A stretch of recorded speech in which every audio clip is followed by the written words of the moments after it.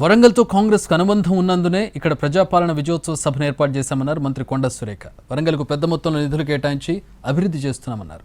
చాలా రోజులుగా పెండింగ్లో ఉన్న పనులన్నింటినీ శరవేగంగా పూర్తి చేస్తున్నామంటున్న కొండా సురేఖతో మా ప్రతినిధి అరుణ్ ఫేస్ టు ఫేస్.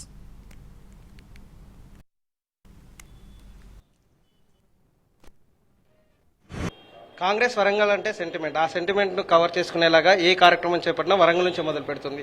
ఏడాది కాంగ్రెస్ పాలన ముగించిన తర్వాత విజయోత్సవ సభ ఇక్కడ నుంచి నిర్వహించడానికి కారణాలేంటి, ఈ సభలో ఏ కార్యక్రమాలు తీసుకోబోతున్నారు, అసలు వరంగల్ ఎంచుకోవడానికి రీజన్ ఏంటి అనేది స్థానిక మంత్రితో మాట్లాడదాం. మేడం చెప్పండి, వరంగల్ ఎంచుకున్నారు, ఇక్కడ నుంచి విజయోత్సవ సభ నిర్వహిస్తున్నారు, అసలు ఏ కార్యక్రమాలు చెప్పబోతున్నారు, ఏ విజయాలు సాధించారు?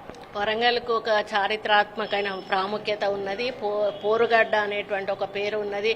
రాణి రుద్రమదేవి కానీ సమ్మక్క సారలమ్మలు కానీ పుట్టినటువంటి గడ్డ ఇది. ఇంకా ఎందరో మహానుభావులు, ఈరోజు కాళోజీ నారాయణరావు గారు కూడా మీకు తెలుసు ఇక్కడ పుట్టినటువంటి వ్యక్తి.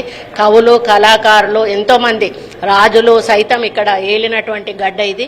ఇటువంటి గడ్డకు ఒక ప్రాధాన్యత ఉంది. ఆ ప్రాధాన్యతను దృష్టిలో పెట్టుకొని ఈరోజు ముఖ్యమంత్రి గారు వరంగల్ను, ఎందుకంటే తెలంగాణలో చూసినప్పుడు కూడా సెకండ్ హైయెస్ట్ సిటీ వరంగల్ కాబట్టి ఫస్ట్ హైదరాబాద్ తర్వాత అభివృద్ధి చెందాల్సిన నగరంగా దీన్ని భావించి ఇక్కడ ఈ మీటింగ్ కండక్ట్ చేయడం జరుగుతుంది. ఎన్ని గంటలకు వస్తున్నారు, ఏ కార్యక్రమాలు ప్రారంభోత్సవం జరుగుతాయి, ఎయిర్పోర్ట్ సమస్యకు అంతం పడ్డట్టేనా? 2:00కి కాళోజీ కళాక్షేత్రం దగ్గర వారు ల్యాండ్ అవుతారండి. అక్కడ నుంచి ఓపెనింగ్ ఉంటుంది. ఆ తర్వాత అక్కడ శంకుస్థాపనలు అన్ని కూడా ఒకటే దగ్గర పెట్టాము. అది అయిపోయిన తర్వాత బై బస్సు మేము స్టేజ్ దగ్గరికి వెళ్తాము. అక్కడ స్టేజ్ మీద మహిళలకు మొత్తం రాష్ట్ర మహిళలందరికీ కూడా 30 కోట్ల చెక్కును మహిళా శక్తి వాళ్ళకి ఇవ్వడం జరుగుతుంది. ఇంకా కొంతమందికి ఇప్పుడు ఎవరైతే మన టెక్స్టైల్ పార్క్లో ఇండ్లు స్థలాలు ఇచ్చిన వాళ్లకు ఇండ్ల పట్టాలు కూడా ఇవ్వడం జరుగుతుంది. దాని తర్వాత ప్రజలను ఉద్దేశించి ప్రసంగించడం. ఎయిర్పోర్ట్ విషయానికి వచ్చినప్పుడు 100% ఎయిర్పోర్ట్ క్లియర్ అయినట్టు. ఎందుకంటే జిఎంఆర్ఓ నో అబ్జెక్షన్ ఇచ్చిన తర్వాత ఉన్నది మా చేతుల్లోనే. ఈరోజు మేము డబ్బు పెట్టి వాళ్ళను, రైతులను సమన్వయపరిచి వాళ్ళ ద్వారా మేము ల్యాండ్ అక్వైర్ చేసుకున్నట్టయితే మేము ఇంకా మాకు మొత్తం లైన్ క్లియర్ అయినట్టే. తర్వాత ఏవియేషన్ వాళ్ళు ఎంటర్ అవుతారు, అది ఇక స్పీడప్ చేసుకుంటారు వాళ్ళు. కాబట్టి 100% నేనైతే సక్సెస్ అయిపోయిందని అనుకుంటాను. చాలా రోజులుగా వరంగల్ మాస్టర్ ప్లాన్ అనేది పెండింగ్ లో ఉంది. ఇప్పుడు 2041 పేరుతో ప్లాన్ అప్ చేసినట్టున్నారు. ఈ అమలు అయితే ఎలాంటి అభివృద్ధి జరుగుతుంది, ఎలాంటి అభివృద్ధి జరిగితే పూర్తి స్థాయిలో ఇక్కడ సెకండ్ రాజధానికి అడుగులు పడ్డట్టే? రెండవ రాజధాని అనేది ఎప్పుడు మేము చెప్పలేదు, కానీ రెండవ అతిపెద్ద నగరం అని చెప్పాము. IRR ఒకటి కూడా ఇప్పుడు దీంతో కంప్లీట్ అవుతుంది.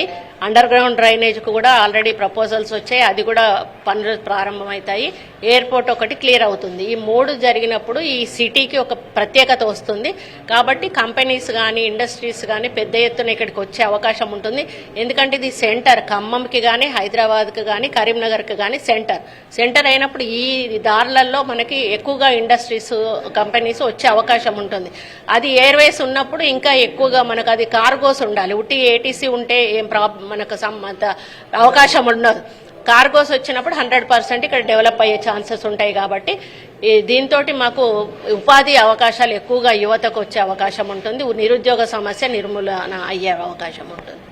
అంటే మహిళా మంత్రులు ఇద్దరున్న చోట మహిళా సదస్సు జరుగుతుంది. మహిళలకు ఏం సందేశం ఇవ్వబోతున్నారు, ఎలాంటి భరోసా ఇవ్వబోతుంది ప్రభుత్వం? ఈరోజు మేము మహిళలం ఇక్కడ ఉన్నామంటే కూడా కారణం కాంగ్రెస్ పార్టీనే. రాజీవ్ గాంధీ గారు 33% రిజర్వేషన్ లోకల్ బాడీల్లో ప్రవేశపెట్టడం వలన మాలాంటి వాళ్ళం ఈరోజు మంత్రి స్థాయికి వచ్చాం.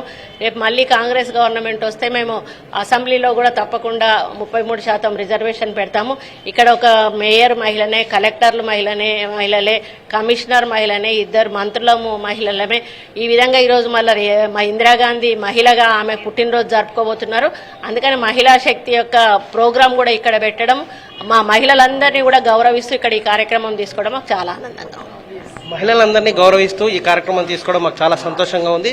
సెకండ్ రాజధాని తరహాలో వరంగల్ని అభివృద్ధి చేయడం కోసం కావాల్సినటువంటి నిధులు, అభివృద్ధి కార్యక్రమాలు చేపట్టబోతున్నాం. కాబట్టి ఇండస్ట్రీగా ఇక్కడ అభివృద్ధి జరిగి ఉపాధి అలాగే ఉద్యోగ అవకాశాలు లభిస్తాయి. కాబట్టి వరంగల్కి పూర్తి స్థాయిలో అభివృద్ధి జరిగే అవకాశం ఉంది. కాంగ్రెస్ ప్రభుత్వానికి వరంగల్కి ఉన్నటువంటి అవినావ సంబంధంతో వరంగల్ అభివృద్ధి చేయడం కోసం ప్రస్తుత కాంగ్రెస్ ప్రభుత్వం కూడా అదే చొరవ తీసుకున్న నేపథ్యంలో నిధుల వరద వచ్చి పడుతుంది.